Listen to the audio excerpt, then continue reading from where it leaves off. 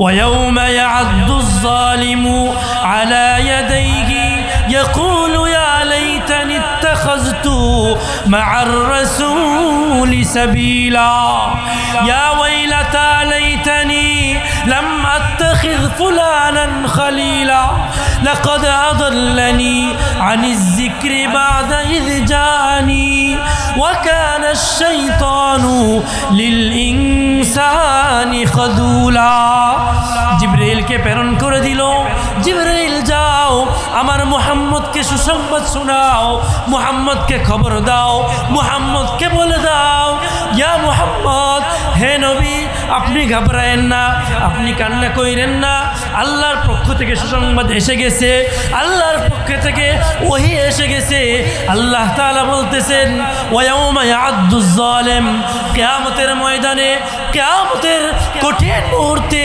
যারা জালেম যারা আল্লাহর নাফরমান যারা আল্লাহর অবাধ্য তারা নিজের আঙ্গুল কামড়াবে ওয়ায়াউমা ইয়া'আদ্দুজ জালিম আলা ইয়াদাইহি ইয়াকুলু এবং বলবে ইয়া লাইতানি ইত্তাখাযতু মা'আর রাসূলি সাবিলা হায় আফসোস আঙ্গুল কামড়াবে আর বলবে যদি দুনিয়ার মধ্যে আমি মুহাম্মদকে আমার বন্ধু বানাইতাম যদি দুনিয়ার মধ্যে আমি মুহাম্মদের সংস্রব গ্রহণ করতাম যদি দুনিয়ার মধ্যে আমি মুহাম্মদের সংস্রব এখতিয়ার করতাম যদি দুনিয়ার মধ্যে আমি মুহাম্মদের সোহবত গ্রহণ করতাম আজকে কিয়ামতের ময়দানে আমার এই আফসোস করা লাগতো না ইয়া ওয়াইলাতা লাইতানি লাম আত্তাখিয ফুলানান খলিলা যদি আমার বন্ধুর কারণে আমার ওই কাফের বন্ধুর কারণে আমি মুহাম্মদের সংস্রবকে বর্জন না করতাম আজকে কিয়ামতের ময়দানে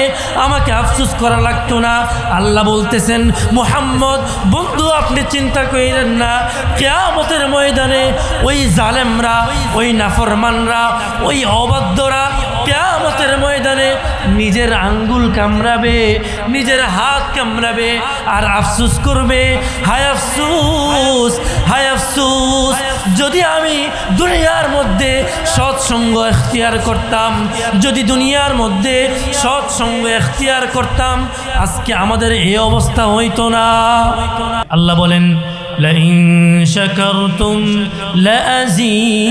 لأزيدنكم لئن شكرتم لأزيدنكم বান্দা তুমি যদি আমি আল্লাহর নিয়ামত পেয়ে আমি আল্লাহর শুকরিয়া আদায় করো আমি আল্লাহর নিয়ামত পেয়ে তোমার মনের মধ্যে একটা এরকম ধারণা খেয়াল সৃষ্টি হয় যে এই নিয়ামত একমাত্র আল্লাহ দিয়েছেন আমার কোনো যোগ্যতার কারণে না এই অন্তরের মধ্যে যদি তোমার ভিতরে এরকম একটা ধারণা সৃষ্টি হয় এরকম ধারণা সৃষ্টি হওয়ার পর বান্দা তুমি যদি আল্লাহর নিয়ামতের শুকরিয়া আদায় করো নিয়ামত বাড়াই দিবেন কে লাইন শাকারতুম লাযীদান্নাকুম নিয়ামত বাড়াই দিবেন কে আল্লাহ এই জন্যই আল্লাহ তাআলা কোরআনে কারীমের এই আয়াতের মধ্যে যে বলেছেন লাইন শাকারতুম লাযীদান্নাকুম যদি বান্দা তুমি শুকরিয়া আদায় করো যদি বান্দা তুমি আমার কৃতজ্ঞতা করো আমি আল্লাহ তোমার এই নিয়ামতকে আরো বাড়ায় দেব এই নিয়ামত তথা আমরা যে আলহামদুলিল্লাহ বলি আল্লাহর শুকরিয়া আদায় করি আল্লাহর তাসবিহ পাঠ করি সমস্ত নিয়ামতের পরে আল্লাহ তাআলার কোনো কৃপা পাওয়ার পরে যখনই আমরা এই তাসবিহ পাঠ করি এই তাসবিহটা কি আলহামদুলিল্লাহ এই আলহামদুলিল্লাহ বলার পর আল্লাহ তাআলা এই আয়াতের মধ্যে যে কথাটা বলতেছেন একটু লক্ষ্য করেন যে লাইন শাকারতুম লাযীদান্নাকুম আল্লাহ ডাক দিয়া বলেন ও আমার বান্দা ও আমার গোলাম তুমি যদি আমার নিয়ামত পেয়ে আমি আল্লাহর শুকরিয়া আদায় করো যদি নিয়ামত পেয়ে শুকরিয়া আদায় করো করতেও পারো না পারো কি বলেন কেউ করতেও পারে নাও পারে আল্লাহ বলেন যদি আমার নেয়ামত পেয়ে তুমি শুকরিয়া আদায় করো, যদি তুমি নামাজ পেয়ে নামাজের ক্ষমতা পাওয়ার পরে নামাজ পড়তেও পারো না পারো, হজ করতেও পারো না পারো, রোজা রাখতেও পারো না পারো, সুদ খাইতেও পারো না পারো, ঘুষ ছাড়তেও পারো নাও ছাড়তে পারো, টুপি পড়তেও পারো না পারো, দাড়ি রাখতেও পারো না পারো, ও আমার গোলাম দিনী মজলিসে যাইতেও পারো না পারো, যদি যাও যদি আদায় করো, তাহলে আমি আল্লাহ তোমার ওই নিয়ামতকে বাড়ায় দিব। যদি আল্লাহর হুকুমগুলো আমরা পালন করি, এই যে শুকরিয়া আলহামদুলিল্লাহ বলি, এটা তো জবানি শুকরিয়া। এটা কিসের? এই শুকরিয়া আদায় করা এটা জবান দ্বারাও করতে হবে, অঙ্গ প্রত্যঙ্গ দ্বারাও এটার প্রকাশও করতে হবে, আবার নিজের অন্তর দ্বারা নিজের দিল দ্বারা এটাকে স্বীকৃতিও দিতে হবে। কি বলেন? এটা কেন বলছি? এটার দুইটা কারণ আছে। একটা কারণ যারা কালিমা স্বীকার করে, কেউ আছে কালিমা মুখে স্বীকার করে, অন্তর দ্বারা স্বীকার করে না। আবার কেউ আছে কালিমা অন্তর দ্বারা ঠিকই বিশ্বাস করে, কিন্তু তার মুখে স্বীকার করে না। দুই ধরনের লোক। কয় ধরনের লোক? দুই ধরনের। এক নাম্বার, যারা অন্তর দ্বারা বিশ্বাস করে কিন্তু মুখে এটাকে স্বীকার করে না, এদেরকে বলে কাফের। এদেরকে কি বলে? কাফের। জোরে বলবেন, এদেরকে কি বলে? কাফের।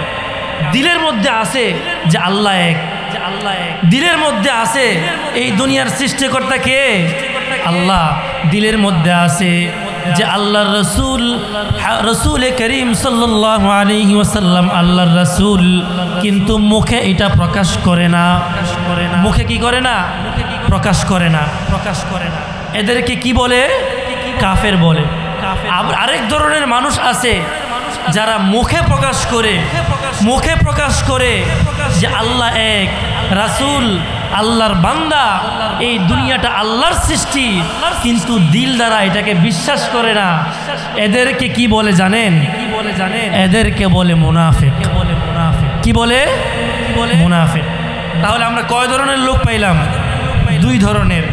এক ধরনের লোক যারা মুখে স্বীকার করে, অন্তর দ্বারা বিশ্বাস করে না, এদেরকে মুনাফিক।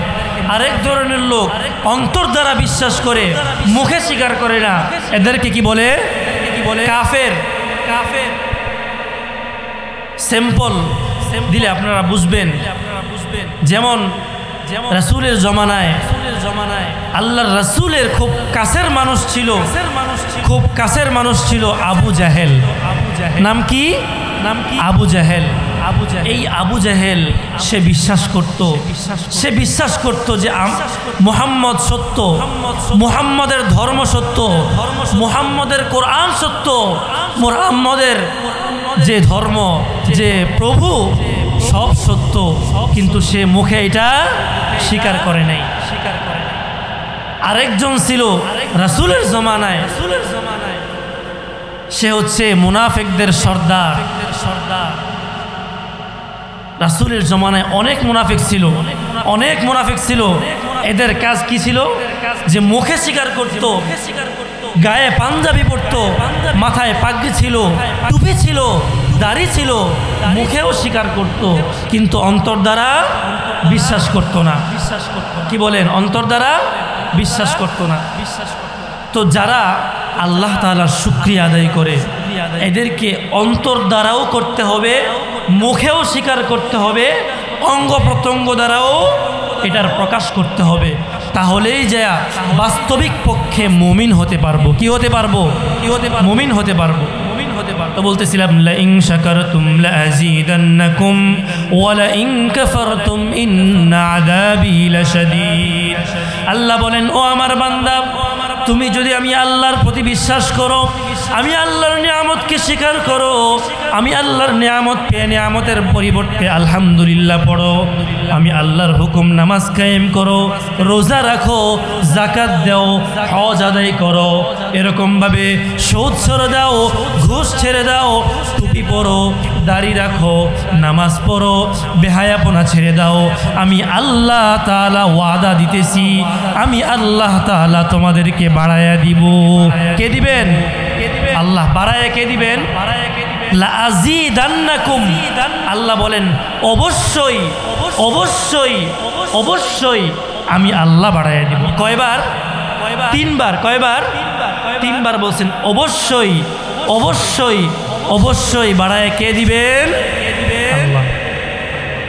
শুকরিয়া আদায় করলে বাড়ায় কে দিবেন? আল্লাহ। তাফসীরের কিতাবের মধ্যে লেখেন যে লা ইন শাকারতুম লা আযীদান্নাকুম। এখানে আল্লাহ তাআলা বলতেছেন লা আযীদান্নাকুম, দুইটা তাকিদ ব্যবহার করেছেন। একটা হচ্ছে শুরুতে লাম, শেষে আরেকটা নুন। নুনের তাকিদ দুই প্রকার, নুনে তাকিদ সকিলা, নুনে তাকিদ খফিফা। নুনে তাকিদ সকিলা যেটা, সেটা সেখানে দুইটা তাকিদ ব্যবহার হয়, দুইটা তাকিদ ব্যবহার হয়। সুতরাং সব মিলায়া এখানে কয়টা তাকিদ হয়েছে? তিনটা। তাহলে আল্লাহ যেন বলতেছেন বান্দা তুমি যদি আমার নিয়ামত পেয়ে নিয়ামতের শুকরিয়া আদায় করো, আমি আল্লাহকে আল্লাহ বলে বিশ্বাস করো, আমি আল্লাহর যত নিয়ামত আছে সমস্ত নিয়ামত পেয়ে যদি আমি আল্লাহর প্রতি ঈমান এনে ওই নিয়ামতের পরিপূর্ণভাবে শুকরিয়া আদায় করতে পারো, আমি আল্লাহ অবশ্যই অবশ্যই অবশ্যই বাড়ায় দিব। কে দিবেন? আল্লাহ। আচ্ছা, যদি আপনাদের এলাকার চেয়ারম্যান অথবা মেম্বার অথবা এমপি অথবা মন্ত্রী ওনারা যদি বলেন যে আমি আপনাদেরকে বাড়ায় দিব, আপনাদের এলাকার মেম্বার যদি বলে আমি আপনাদেরকে বাড়ায় দিব, কতটুকু দিবেন? বাজেট যতটুকু ততটুকু। যদি কোনো চেয়ারম্যান বলে আমি বাড়ায় দিব, কতটুকু দিবেন? বাজেট যতটুকু ততটুকু। কোনো এমপি যদি বলে কতটুকু বাড়ায় দিব, কতটুকু দিবে? বাজেট যতটুকু ততটুকু। কিন্তু মেম্বারের চেয়ে চেয়ারম্যান একটু বেশি দিবে, চেয়ারম্যানের চেয়ে এমপি একটু বেশি দিবে। কারণ কি?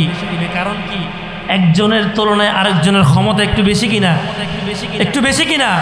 তো যার ক্ষমতা বেশি সে তার দানটাও বেশি।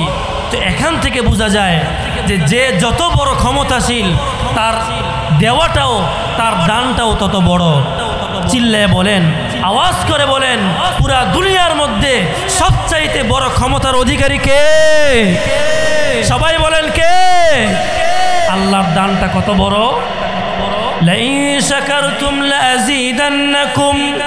আল্লাহ বলেন ও আমার বান্দা, ও গোলাম, যদি আমি আল্লাহর নিয়ামত পেয়ে নিয়ামতের পরিপূর্ণ শুকরিয়া আদায় করো, আমি আল্লাহর নিয়ামত পেয়ে নিয়ামতের পরিপূর্ণ হক আদায় করে শুকরিয়া আদায় করো, আমি আল্লাহ তোমাদেরকে বাড়ায়া দিব।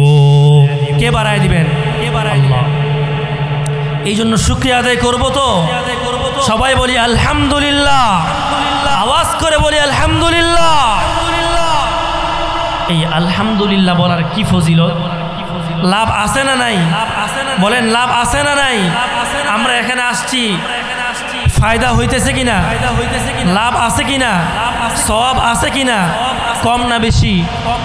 বেশি। তাহলে এই যে আমরা আলহামদুলিল্লাহ বললাম, এই আলহামদুলিল্লাহ বলাতে সওয়াব হবে কিনা? বিশ্বাস হয়? বিশ্বাস হয়। কেমন সওয়াব হবে দেখেন, কেমন সওয়াব হবে। আল্লাহ রাব্বুল আলামিন বলেন আলহামদুলিল্লাহ। এই শব্দটা কোনো ব্যক্তি যদি বলে, কোনো মুমিন যদি আলহামদুলিল্লাহ বলে, তাহলে আমি আল্লাহ তাআলা তাকে জান্নাতের মালিক বানায় দিবেন। কিসের মালিক বানাবেন?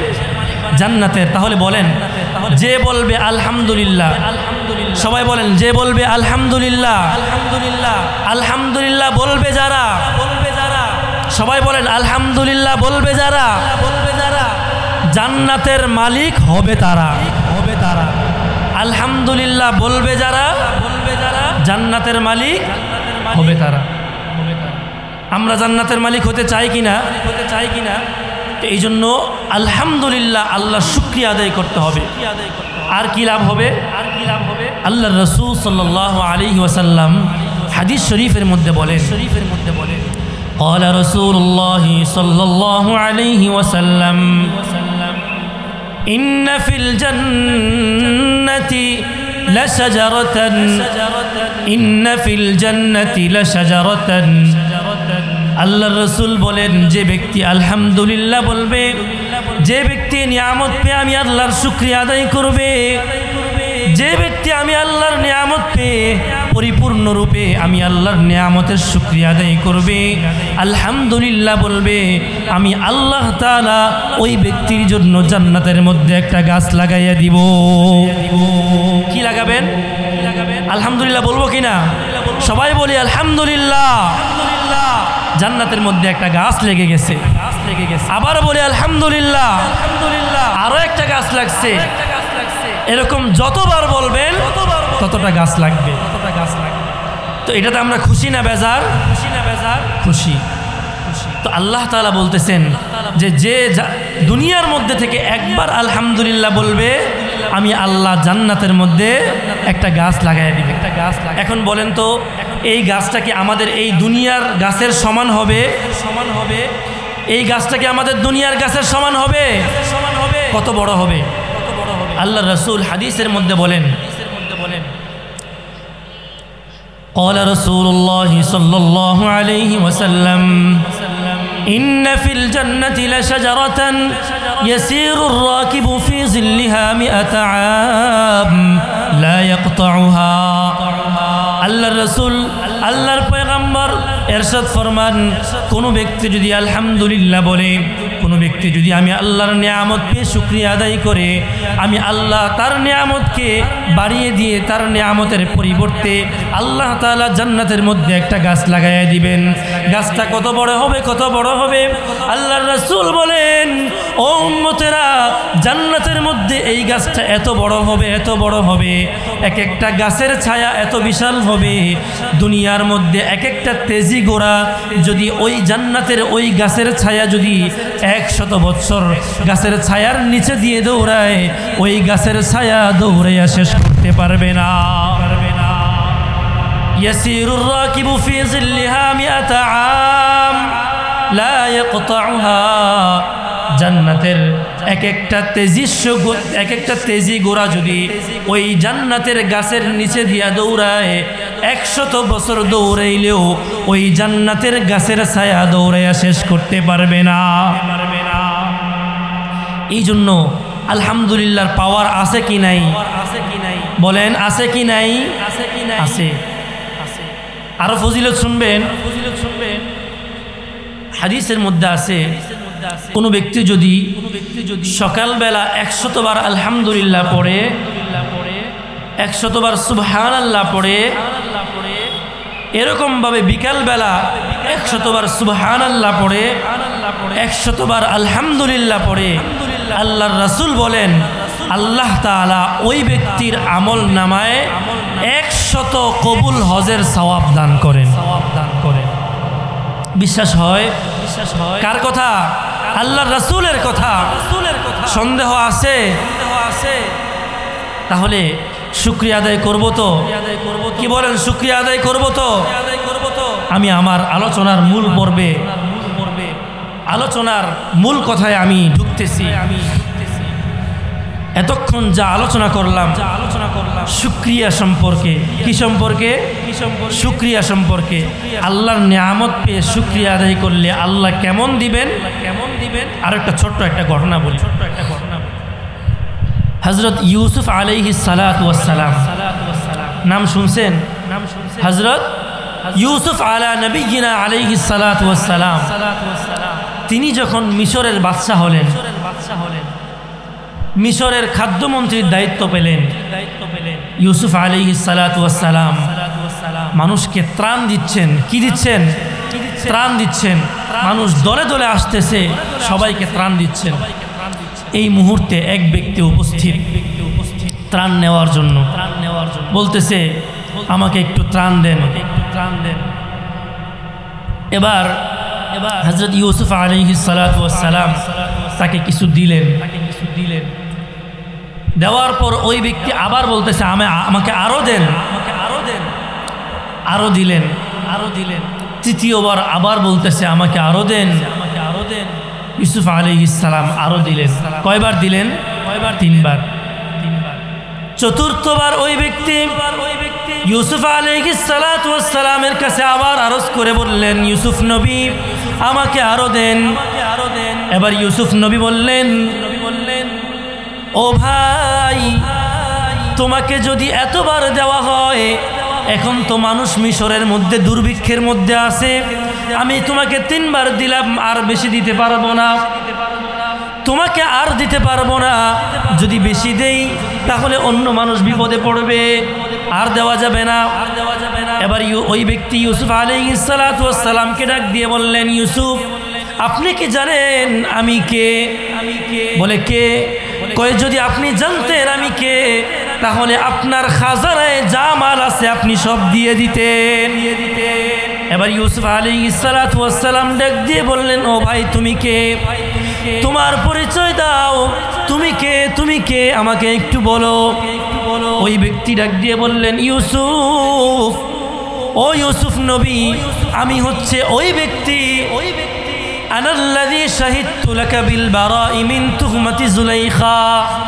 আমি দোলনায় শুয়ে থাকা ওই শিশু বাচ্চা, যেই শিশু বাচ্চা জুলাইখার তুহমতের মধ্যে, জুলাইখা যখন আপনাকে তুহমত দিয়েছিল, সেই তুহমতের সময় আমি আপনার পবিত্রতার সাক্ষ্য দিয়েছিলাম। কি করেছিলাম? জুলাইখা যখন আপনাকে তুহমত দিয়েছিল, আপনাকে দোষারোপ করেছিল, দোষারোপ করেছে কিনা? করছিল কিনা? যখন আপনাকে দোষারোপ করেছিল, ওই তুহমতের সময় আমি দোলনায় শুয়ে থেকে আমি ছোট্ট শিশু বাচ্চা আপনার তুহমতের, আপনার পবিত্রতার সাক্ষ্য দিয়েছিলাম। আমি হচ্ছে ওই ব্যক্তি। এবার ইউসুফ আলাইহিস সালাম আশ্চর্য হয়ে গেলেন, তুমি ওই ব্যক্তি? হ্যাঁ আমি ওই ব্যক্তি।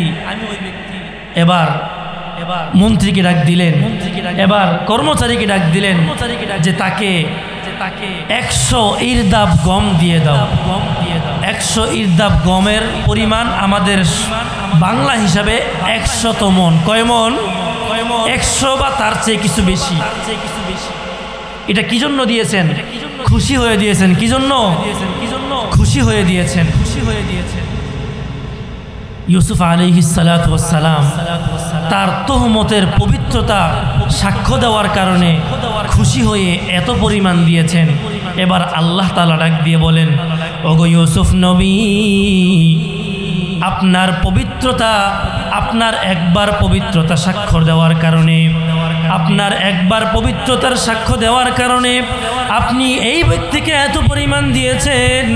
হাযা আতাউকা লিমান শাহিদা লাকা বিল বারা'i মাররাতান ওয়াহিদা।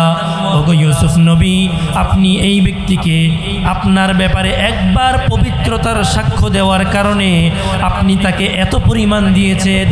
ওগো ইউসুফ নবী, চিন্তা করে দেখেন, আমি আল্লাহর পবিত্রতার সাক্ষ্য যে দিবে, আমি তাকে কি পরিমাণ দিব? দিবে কিনা? সুবহানাল্লাহ, আলহামদুলিল্লাহ, ওয়ালা ইলাহা ইল্লাল্লাহু আল্লাহু আকবার, এগুলো আল্লাহর পবিত্রতার সাক্ষ্য দেওয়া।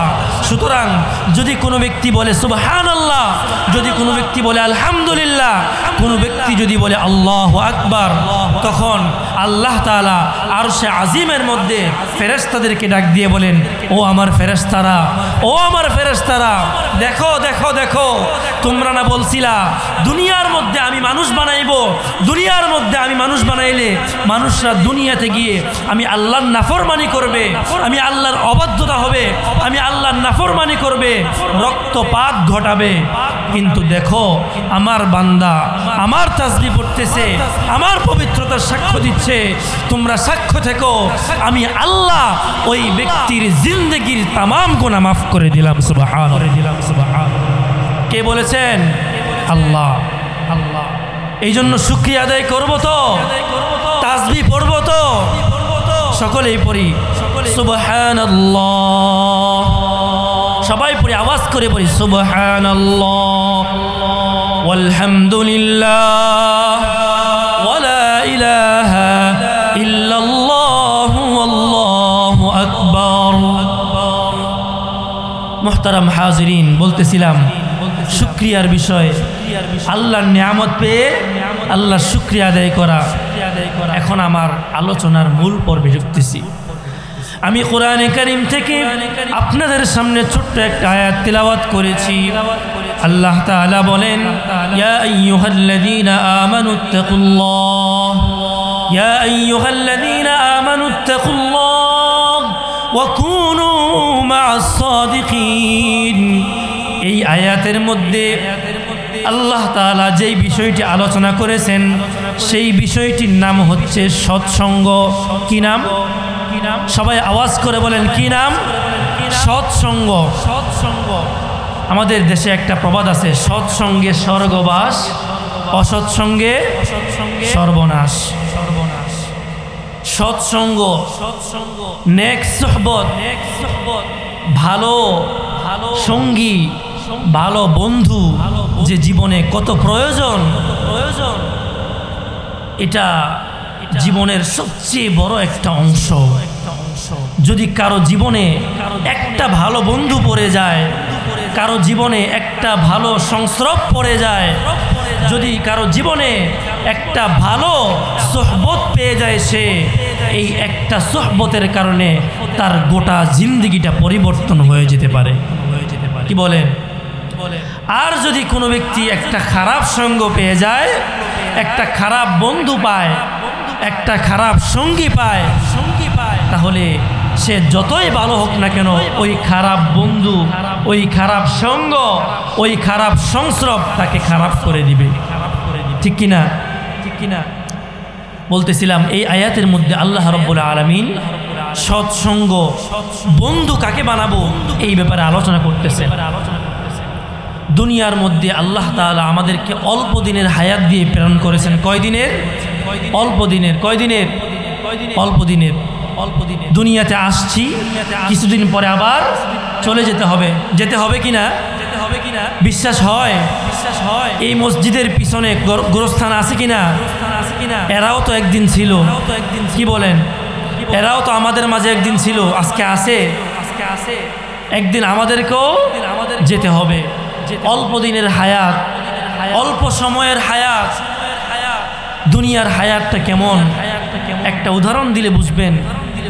একটা সমুদ্রের মধ্যে যদি একটা সুই, একটা সমুদ্রের মধ্যে যদি একটা সুইকে চুবানো হয়, ওই সুইটাকে যখন উঠানো হবে, সুইয়ের মাথার মধ্যে যেই এক ফোঁটা পানি লাগবে, এক ফোঁটা পানি, এই এক ফোঁটা পানি হচ্ছে দুনিয়ার হায়াত। আর গোটা সমুদ্রটা হচ্ছে আখিরাতের হায়াত। তাও এটা শুধু দৃষ্টান্ত। আখিরাতের হায়াতের শুরু আছে, শেষ নাই। দুনিয়ার সমুদ্রের শুরু আছে, শেষও আছে। কি বলেন? শুরু আছে, শেষও আছে। অনেকে যে বলে আটলান্টিক মহাসাগর, এটার কোনো তলা খুঁজে পায় না, এটার সমুদ্রের তলদেশ খুঁজে পাওয়া যায় না, কিন্তু এটারও একটা সীমা আছে, এটারও একটা শেষ আছে। কিন্তু আখিরাতের হায়াত, এটার যে শুরু হবে, এটার আর শেষ হবে। এই জন্য অল্প সময়ের হায়াত দিয়ে প্রেরণ করেছেন। এই দুনিয়ার হায়াতটা আমরা কিভাবে কাটাবো, এই দুনিয়ার হায়াতটা কিভাবে চলবে, আল্লাহ তাআলা বলতেছেন, বান্দা দুনিয়াতে যে তোমাকে হায়াত দিছি, এই দুনিয়ার হায়াত তুমি কিভাবে কাটাবা। দুনিয়ার মধ্যে চলতে হলে মানুষের বন্ধুর প্রয়োজন আছে কিনা? বলেন না, বন্ধুর প্রয়োজন আছে কিনা? সঙ্গীর প্রয়োজন হয় কিনা? প্রতিবেশীর প্রয়োজন হয় কিনা? প্রয়োজন হয়। আল্লাহ বলেন, বন্ধু কাকে বানাবা, সঙ্গী কাকে বানাবা। দুনিয়াতে মানুষ একা চলতে পারে না, দুনিয়াতে কোনো মানুষ একা চলতে পারে না।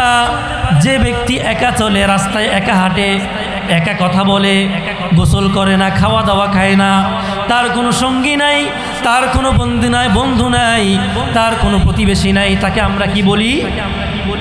তাকে আমরা কি বলি? পাগল বলি। একজন সুস্থ মস্তিষ্কের একজন মানুষ, সে কখনো পারে না একা চলতে। দুনিয়াতে মানুষ চলতে হয়, বন্ধুরও প্রয়োজন হয়। এখন আল্লাহ বলতেছেন, সঙ্গী তো লাগবে, বন্ধু লাগবে। কাকে সঙ্গী বানাবা, কাকে বন্ধু বানাবা? আল্লাহ রাব্বুল আলামিন ইরশাদ করেন, ইয়া আইয়ুহাল্লাযীনা আমানুত্তাকুল্লাহ, ইয়া আইয়ুহাল্লাযীনা আমানুত্তাকুল্লাহ ওয়া কুনু মা'আস সাদিকিন। ও আমার ঈমানদার বান্দারা, ও আমার গোলাম, দুনিয়ার মধ্যে একা চলতে পারে না, মানুষ একা চলতে পারে না। মানুষ চলতে হলে মানুষের বন্ধুর প্রয়োজন হয়, সঙ্গীর প্রয়োজন হয়। বন্ধু কাকে বানাবা, সঙ্গী কাকে বানাবা? আল্লাহ বলেন, আমি আল্লাহকে ভয় করো এবং কুনু মা'আস সাদিকিন, যারা সৎসঙ্গ, যারা সৎ ব্যক্তি, সত্যবাদী, তাদের সঙ্গ ইখতিয়ার করো। কাদের সঙ্গ?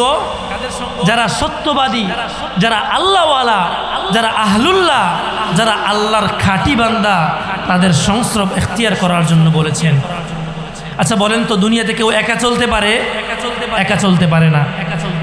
এই জন্য দেখবেন বহির্বিশ্বে, ইউরোপ, আমেরিকা, ওই রাষ্ট্রগুলোতে এখন বর্তমানে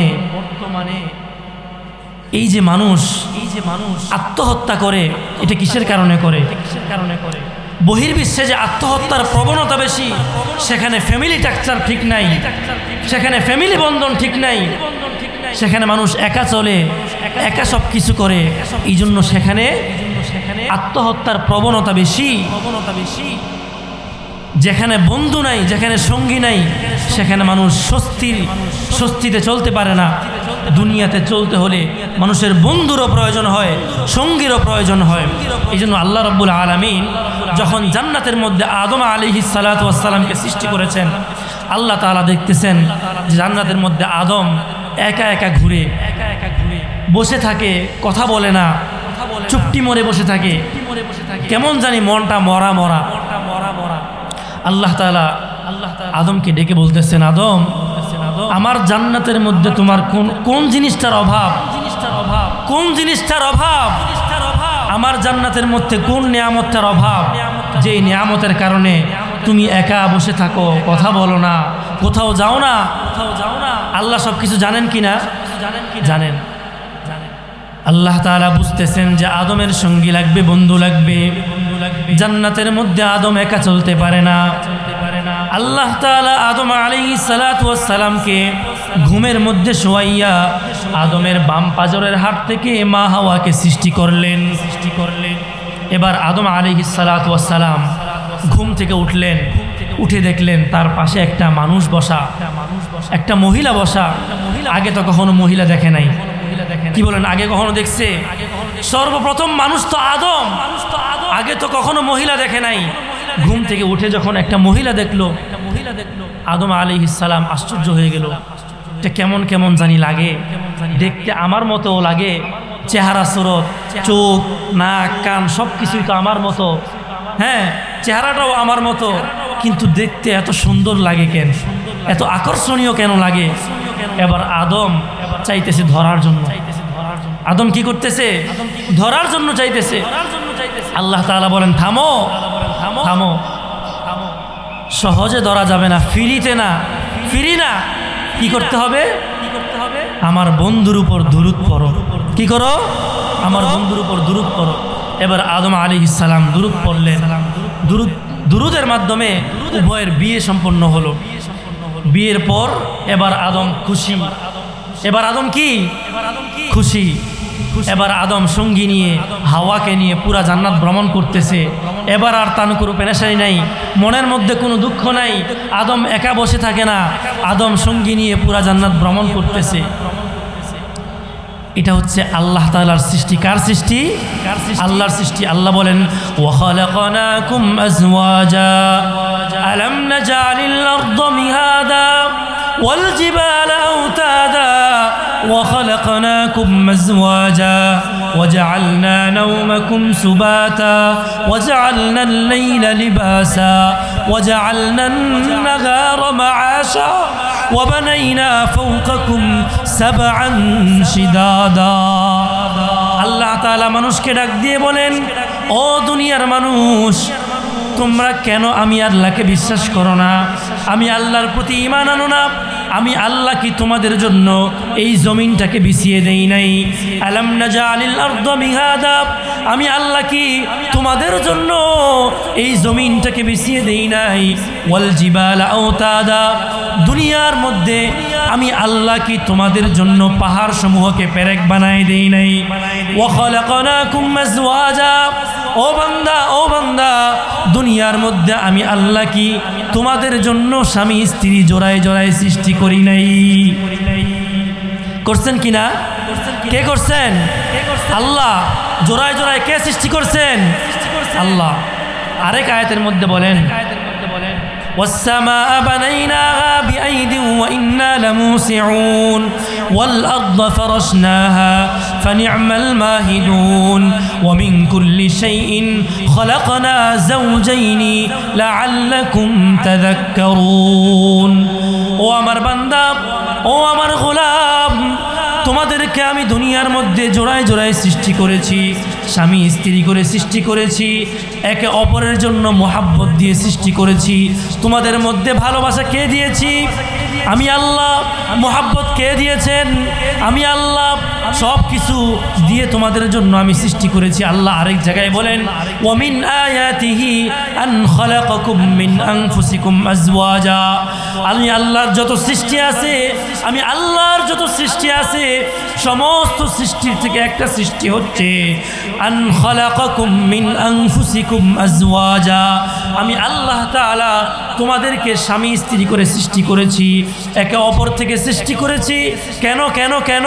লিতাসকুনু ইলাইহা, যাতে করে স্বামী স্ত্রী সুখে শান্তিতে থাকতে পারো, যাতে করে তোমরা সুখে শান্তিতে দুনিয়ার মধ্যে বসবাস করতে পারো।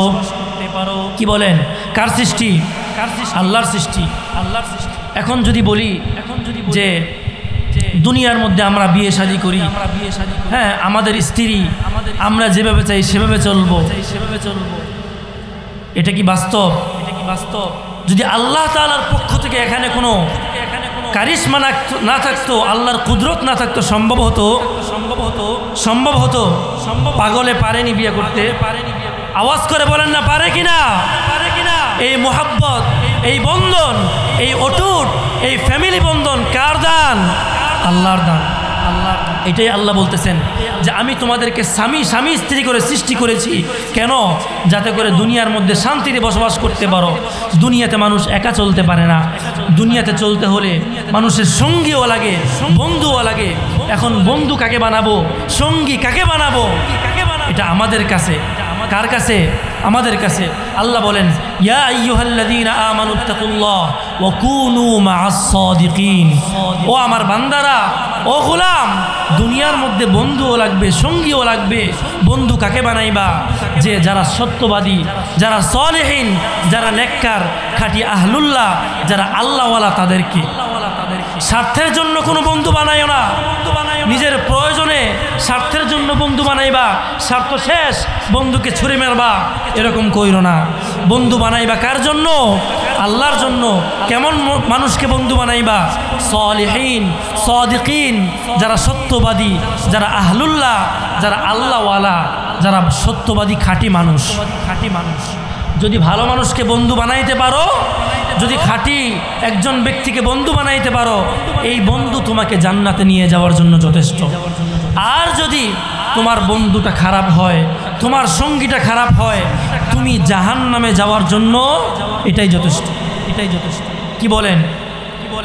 যদি সঙ্গী খারাপ হয়, বন্ধু খারাপ হয়, জাহান্নামে যাওয়ার জন্য এটাই যথেষ্ট। এই জন্য আল্লাহ বলেন, কোনো মানুষ একা চলতে পারে না, কোনো মানুষ একা চলতে পারে না।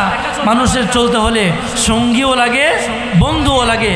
কিন্তু সঙ্গী কাকে বানাবো, বন্ধু কাকে বানাবো? আল্লাহ বলেন, ইয়া আইয়ুহাল্লাযীনা আমানুত্তাকুল্লাহ, ইয়া আইয়ুহাল্লাযীনা আমানুত্তাকুল্লাহ ওয়া কুনু মা'আস সাদিকিন, যারা সত্যবাদী, যারা খাঁটি আহলুল্লাহ, যারা খাঁটি আল্লাহওয়ালা, তাদেরকে বন্ধু বানাও। যারা নেককার, দিনদার, তাদেরকে বন্ধু বানাও। এই জন্য আল্লামা শেখ সাদি রহমতুল্লাহ আলাইহি বড় বুজুর্গ ছিলেন, বড় আল্লাহওয়ালা ছিলেন। আল্লামা শেখ সাদি এই আয়াতের তাফসীর প্রসঙ্গে চমৎকার একটা ঘটনা উল্লেখ করেছে। চমৎকার একটা ঘটনা উল্লেখ করেছে। কি ঘটনা? আল্লামা শেখ সাদি বলেন, আমি একবার বাথরুমে গেলাম, টয়লেটে যাওয়ার পর সেখানে আমি ঢিলা নিয়ে যেতে পারি নাই। আগের দিনে তো মানুষ ঢিলা ব্যবহার করতো, মাটির চাকা। আমি মাটির চাকা নিয়ে যাইতে পারি নাই, ভিতরে মাটির চাকার প্রয়োজন হলো। এবার ভিতর থেকে আমি আওয়াজ দিলাম, বাহিরে আমার এক বন্ধু ছিল, ওই বন্ধু আমাকে একটা মাটির চাকা দিল।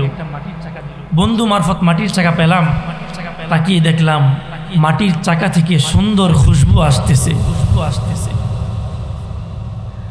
এবার আমি মাটির চাকার সাথে কথা বলা আরম্ভ করে দিলাম।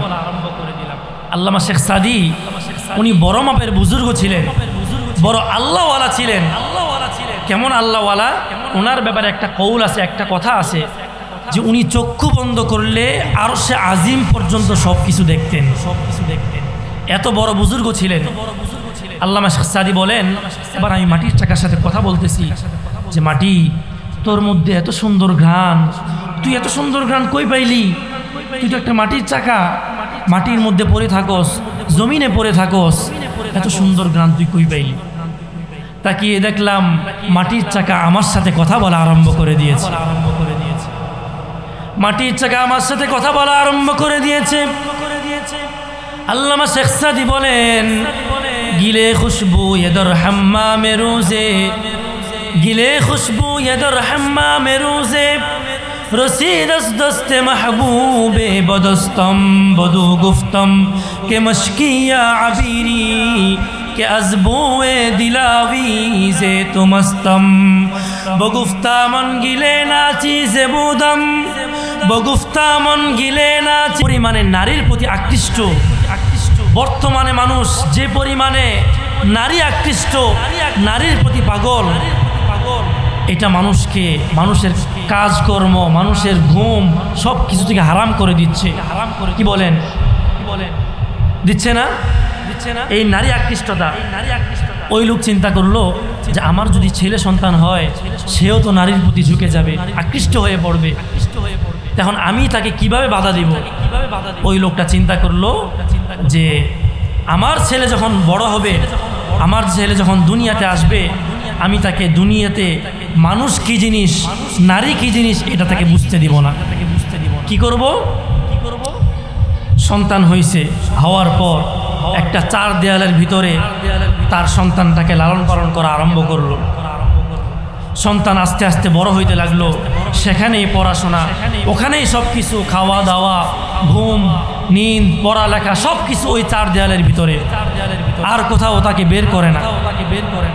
তো এবার সে আস্তে আস্তে বড় হইতেছে, বুঝতে আরম্ভ করতেছে, বালেগ হইতেছে।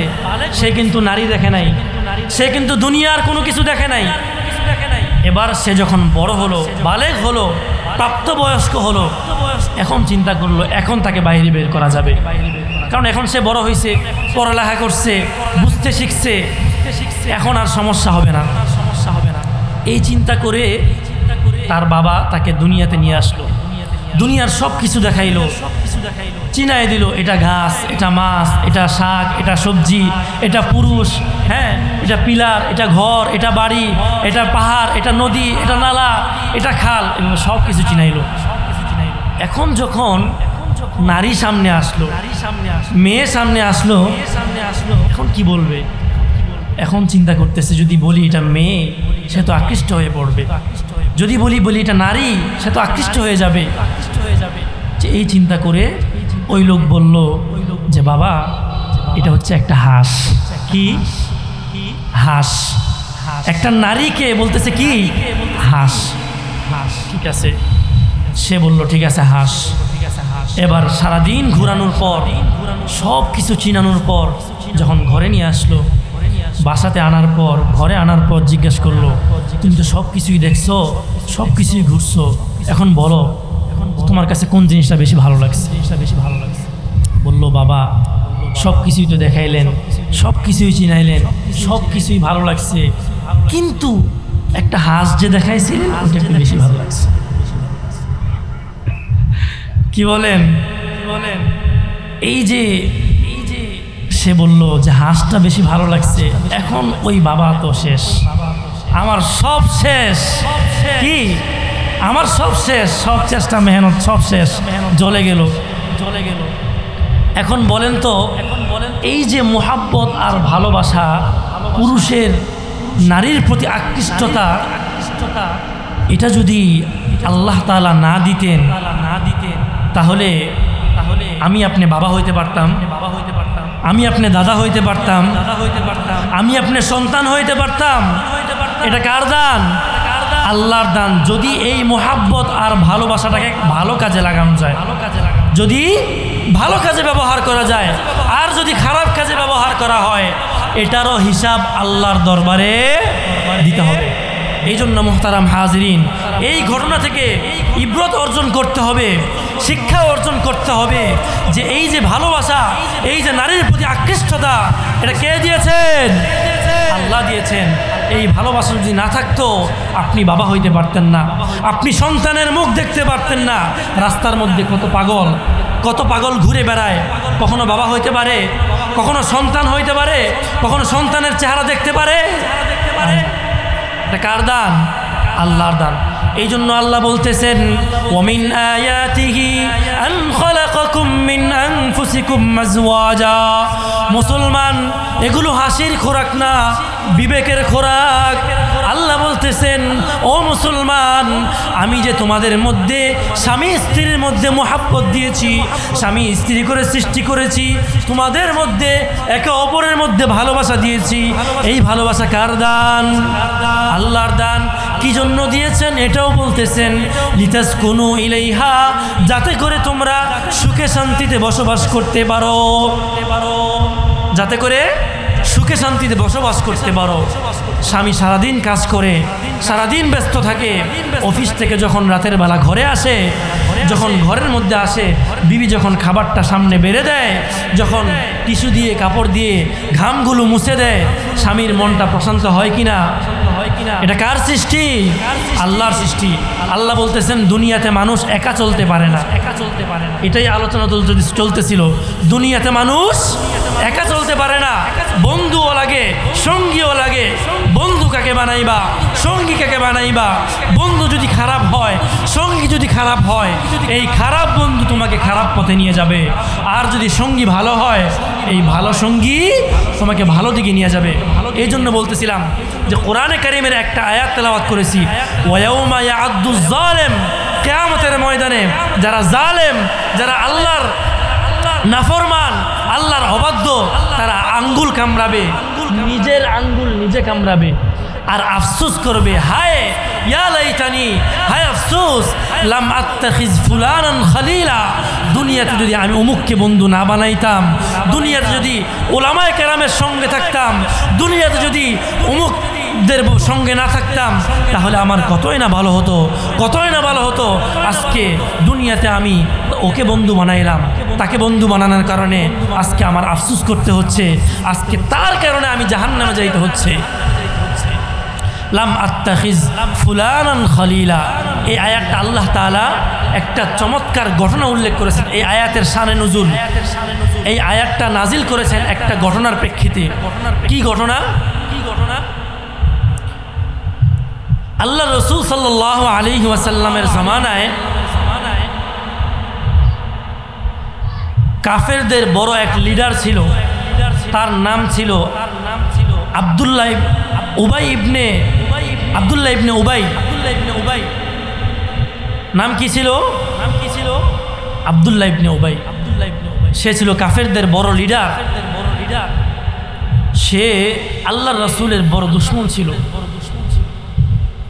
কিন্তু কাফের হলেও তার মধ্যে কিছু ভালো গুণ ছিল। কি গুণ? সে বড় ব্যবসায়ী লোক ছিল, ব্যবসা করত, কিন্তু তার রুলস ছিল, তার নিয়ম ছিল যে ব্যবসায় যে টাকা লাভবান হবে ওই টাকাকে 3টা ভাগ করত। কয়টা ভাগ? 3টা ভাগ। এক ভাগ সে তার নিজের জন্য রাখত, আরেক ভাগ গরিবদেরকে দিত, আরেক ভাগ দিয়ে মক্কার যত বড় লোক আছে, মক্কার যত ধনী ব্যক্তি আছে ওদেরকে মেহমানদারি করাই। কাজটা ভালো না খারাপ? কাজটা ভালো না খারাপ? তার এই নিয়ম, ইয়া রাসূলুল্লাহ, হে মুহাম্মদ, ঠিক আছে আমি ইসলাম ধর্ম গ্রহণ করব। এবার আল্লাহর রাসূল বলতেছে, ঠিক আছে যদি তুমি ইসলাম ধর্ম গ্রহণ করো তোমার দাওয়াত কবুল। এবার গ্রহণ করলো, সে কালিমায়ে তয়্যিবা পড়লো, আশহাদু আল্লা ইলাহা ইল্লাল্লাহু ওয়া আশহাদু আন্না মুহাম্মাদান আবদুহু ওয়া রাসূলুহু। আল্লাহর রাসূল খাবার খাইলেন, পেটটা ভরে খাইলেন, তৃপ্তি সহকারে খাইলেন, খুব আরামের সাথে খাইলেন। কেন? ইসলাম ধর্ম গ্রহণ করছে। সে এখন কি সাহাবী, সে এখন কি সাহাবী।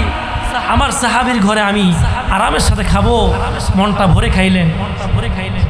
তো এবার যখন খাবার খাইলো, খাবার খাওয়ার পর আল্লাহর রাসূল যখন বের হয়ে যাবেন, এই মক্কার লিডার যখন ইসলাম ধর্ম গ্রহণ করলো, পুরা মক্কার মধ্যে এরকম এলান হয়ে গেল যে সে তো মক্কা, সে কি করছে?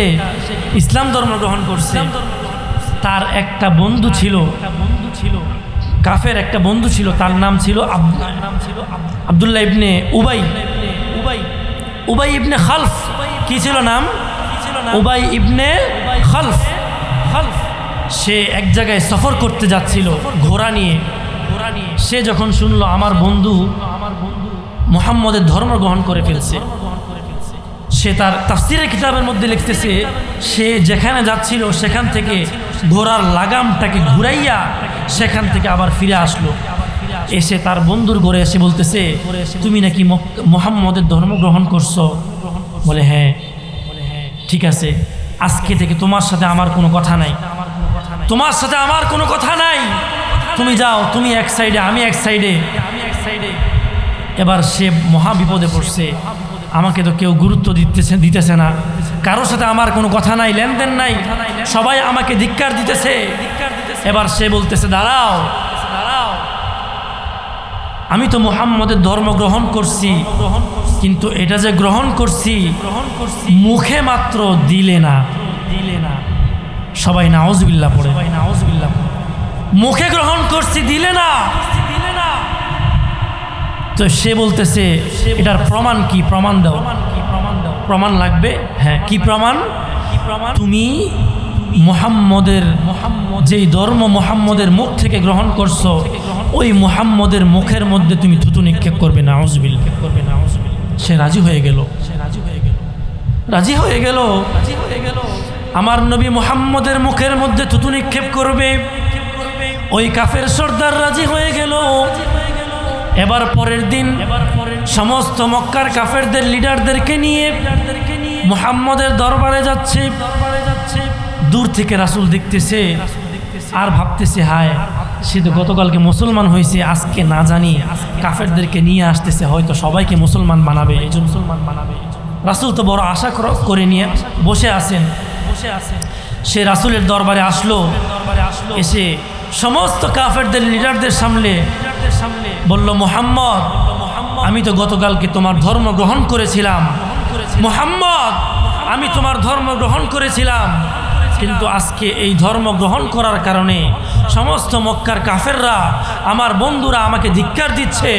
আমি এই ধিক্কার সহ্য করতে পারছি না, আমি তাদের সংস্রব বর্জন করতে পারছি না। সুতরাং আমি আপনার ধর্ম আপনাকে ফিরিয়ে দিচ্ছি। এটা বলে আমার নবীর সেই চেহারার মধ্যে, আমার নবীর বরকতময় চেহারার মধ্যে সে ওই কাফের, ওই নিকৃষ্ট কুকুর আমার নবীর চেহারার মধ্যে থুতু নিক্ষেপ করে দিল। নাউজুবিল্লাহ। আমার নবী কান্না করতে আরম্ভ করে দিল।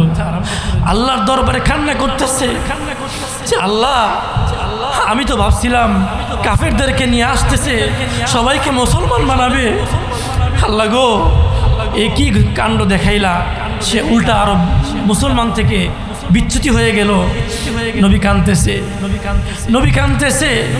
আল্লাহ তাআলার আরশ কেঁপে উঠল, সমস্ত ফেরেশতারা কেঁপে উঠল। সঙ্গে সঙ্গে আল্লাহ তাআলা জিবরাইলকে প্রেরণ করে দিলেন, জিবরাইল যাও, আয়াত নাজিল করে দাও, আমার বন্ধুকে সুসংবাদ শোনাও। ওয়ায়াউমা ইয়া'আদ্দুয যালিমু আলা ইয়াদাইহি ইয়াকুলু ইয়া লাইতানি ইত্তাখাযতু মা'আর রাসূলি সাবিলা ইয়া ওয়াইলাতা লাইতানি লাম আত্তাখিয ফুলানান খলিলা লাকাদ আদাল্লানি আনিয যিকরি বা'দা ইয জা'আনি ওয়া কানা আশ-শাইতানু লিল ইনসানি খাযুলা। জিবরাইলকে প্রেরণ করে দিল, জিবরাইল যাও আমার মুহাম্মদকে সুসংবাদ শোনাও, মুহাম্মদকে খবর দাও, মুহাম্মদকে বলে দাও, ইয়া মুহাম্মদ, হে নবী, আপনি ঘাবড়ায়েন না, আপনি কান্না কইরেন না, আল্লাহর পক্ষ থেকে সুসংবাদ এসে গেছে, আল্লাহর পক্ষ থেকে ওহী এসে গেছে। আল্লাহ তাআলা বলতেছেন ওয়ায়াউমা ইয়া'আদ্দুয যালিম, কিয়ামতের ময়দানে, কিয়ামতের কঠিন মুহূর্তে যারা জালেম, যারা আল্লাহর নাফরমান, যারা আল্লাহর অবাধ্য, তারা নিজের আঙ্গুল কামড়াবে। ওয়ায়াউমা ইয়া'আদ্দুয যালিম আলা ইয়াদাইহি ইয়াকুলু, এবং বলবে ইয়া লাইতানি ইত্তাখাযতু মা'আর রাসূলি সাবিলা। হায় আফসোস, আঙ্গুল কামড়াবে, আর বলবে যদি দুনিয়ার মধ্যে আমি মুহাম্মদকে আমার বন্ধু বানাইতাম, যদি দুনিয়ার মধ্যে আমি মুহাম্মদের সংস্রব গ্রহণ করতাম, যদি দুনিয়ার মধ্যে আমি মুহাম্মদের সংস্রব এখতিয়ার করতাম, যদি দুনিয়ার মধ্যে আমি মুহাম্মদের সোহবত গ্রহণ করতাম, আজকে কিয়ামতের ময়দানে আমার এই আফসোস করা লাগতো না। ইয়া ওয়াইলাতা লাইতানি লাম আত্তাখিয ফুলানান খলিলা, যদি আমার বন্ধুর কারণে, আমার ওই কাফের বন্ধুর কারণে আমি মুহাম্মদের সংস্রবকে বর্জন না করতাম, আজকে কিয়ামতের ময়দানে আমাকে আফসোস করা লাগতো না। আল্লাহ বলতেছেন মুহাম্মদ বন্ধু, আপনি চিন্তা করেন না, কিয়ামতের ময়দানে ওই জালেমরা, ওই নাফরমানরা, ওই অবাধ্যরা কিয়ামতের ময়দানে নিজের আঙ্গুল কামড়াবে, নিজের হাত কামড়াবে, আর আফসোস করবে, হায় আফসোস, হায় আফসোস, যদি আমি দুনিয়ার মধ্যে সৎসঙ্গ এখতিয়ার করতাম, যদি দুনিয়ার মধ্যে সৎসঙ্গ এখতিয়ার করতাম, আজকে আমাদের এই অবস্থা হইতো না। এই জন্য আমার আলোচনার মূল বিষয় ছিল সৎসঙ্গ। আলোচনার মূল বিষয় কি ছিল? আওয়াজ করে বলেন, কি ছিল? সৎসঙ্গ। বন্ধু, দুনিয়ার মধ্যে মানুষ একা চলতে পারে না, দুনিয়াতে চলতে হলে বন্ধুও লাগে, সঙ্গীও লাগে। যদি আপনার বন্ধুটা খারাপ হয়, এই বন্ধুটাই যথেষ্ট আপনাকে খারাপ বানানোর জন্য।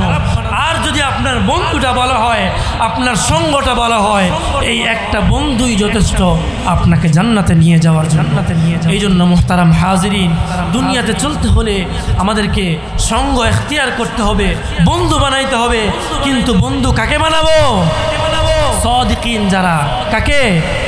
সাদিকিন, সৎ লোক যারা, আহলুল্লাহ যারা, উলামায়ে কেরাম যারা, আল্লাহওয়ালা যারা, তাদেরকে বন্ধু বানাবো।